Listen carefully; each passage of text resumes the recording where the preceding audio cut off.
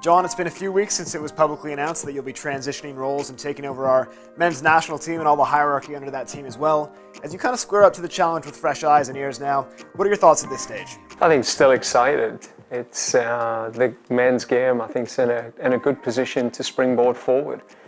The challenge is, it's a big mountain. Many a coach and many a technical director's tried to climb it. And I think, climbing this mountain, if we can get to the top and we can take this team where everyone wants it to go, which is to a World Cup through qualification, we can really change the game in our country. And that sort of pressure is something that, I want to thrive under. I want to go towards and embrace that type of opportunity. I think as people will reflect over the years on your time with the women's national team, of course there'll be the back-to-back Olympic medals, which as Canadian fans we're all grateful for. But as much as that, the hierarchy you set out, the alignment within the program, the bringing the young players through, which continues to this day, will certainly be the legacy. I assume that's something you're looking to replicate now on the men's side of the Canadian program. You have to custom make that for the men's side. It's a different landscape. There's some similarities, similar challenges, coast to coast, geographical challenges. But there's also a lot of positives on the men's side. We have an MLS system here. That's a gift in our hands in being able to, have an Excel pathway already established for a lot of players. It's now about, understanding that landscape better. It's about how we can define what Excel means on the men's side. We were very clear what Excel meant on the women's side, but defining it on the men's different, and getting agreement around the definition, getting agreement around the philosophy and some of the principles that will guide the decision making on how we develop the players, where we develop them, and more importantly, how we track them through to the men's national team and how we create synergies across CPL, MLS, provincial structures, private academies, so that in many ways all roads lead to producing the best professional players we've ever produced. I've heard you talk a lot over the years about gap analysis. I know it's something you took very seriously on the women's side. There is obviously a gap for the men's national team. We haven't qualified for the Hex in 20 years. How big is that gap? And as you begin to assess the challenge of what we need to do to qualify for the Hex and to maybe mount a chance at qualifying for a World Cup, how much work is there? Well, I think you go right to where it starts, is the playing resource. I mean, when you talk about World Cup qualification, you're talking about the group of players that we have now currently, and then projecting what those players will be in the future based on the system, the people we have out in professional football at 18, 19, 20, 21 to 23. And you think about qualification, it will come down to a group of men that are tactically organised. They have chemistry, they have team spirit, but they also have that competency to be able to deliver. I think people can see with players like Scott Arfield, Junior Hoylett, Atiba for however long he hangs in for, there's a core there. There's genuinely a core, and I think people can get excited about that.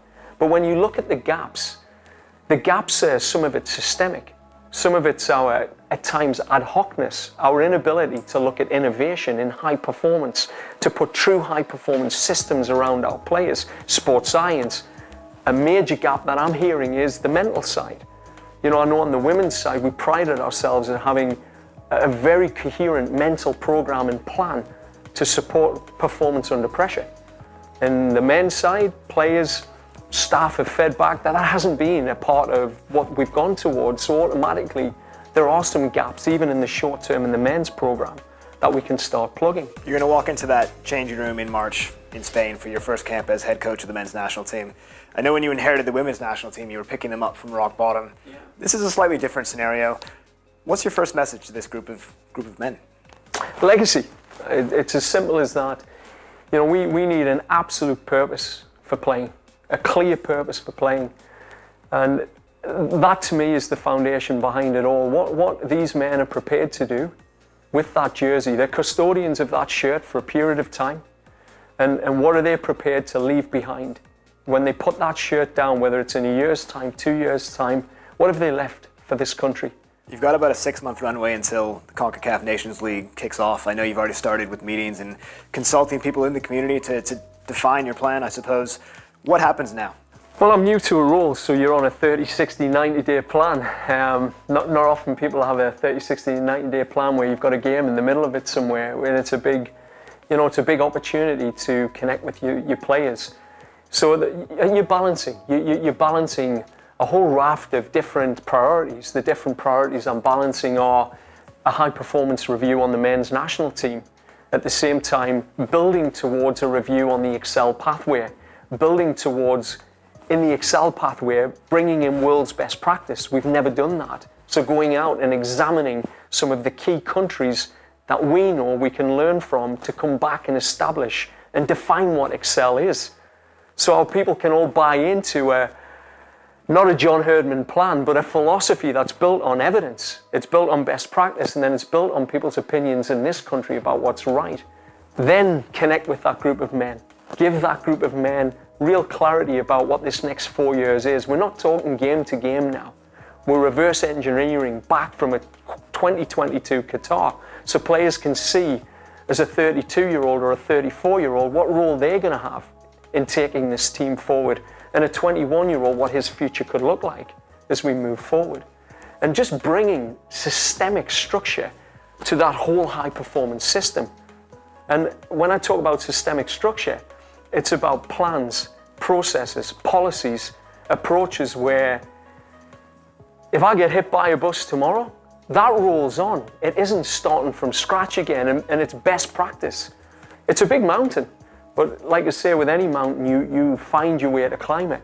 You've got to plan that. You've got to put the right people around you, put the right infrastructure in place of people with very clear, defined tasks, and connect the top of the Excel to the bottom of the Excel. No more disconnect, no more silos, no more coaches worrying about their team and their competition and their results and their careers.